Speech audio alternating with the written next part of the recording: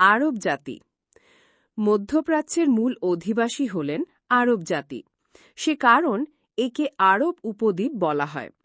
আরবরা মূলত তিনটি সম্প্রদায়ে বিভক্ত। ১. আদি আরব, যারা আদ, সমুদ, আমালেকা প্রভৃতি আদি বংশের লোক, যাদের বিস্তৃত ইতিহাস পাওয়া যায় না। ২. কহতওয়ানি আরব, যারা ইয়েমানের অধিবাসী। এরা ইয়ারাব বিন ইয়াশজাব বিন কহতওয়ান এর বংশধর। ৩.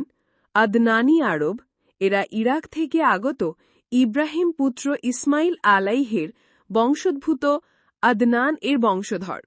এদের বংশেই রাসূলুল্লাহ সাল্লাল্লাহু আলাইহের জন্ম হয়। আরবের অবস্থানস্থল। ৩ দিকে সাগর বেষ্টিত প্রায় ১৩ লক্ষ বর্গমাইল ব্যাপী বিশ্বসেরা আরব উপদ্বীপ কেবল পৃথিবীর মধ্যস্থলে অবস্থিত নয়, বরং এটি তখন ছিল চতুর্দিকের সহযোগাযোগ স্থল ও ব্যবসা বাণিজ্যের কেন্দ্রভূমি।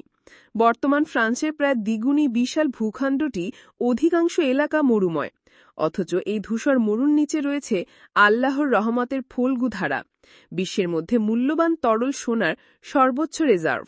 এর পশ্চিমে লোহিত সাগর, পূর্বে আরব সাগর, যা গ্রিকদের নিকট পারস্য উপসাগর নামে খ্যাত, দক্ষিণে আরব সাগর, যা ভারত মহাসাগরের বিস্তৃত অংশ, এবং উত্তরে সিরিয়া ও ইরাকের ভূখণ্ড।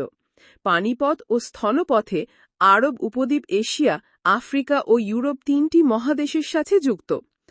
পরবর্তী পার্ট পেতে ও ইসলামিক ভিডিও পেতে সাবস্ক্রাইব, ফলো করে রাখুন।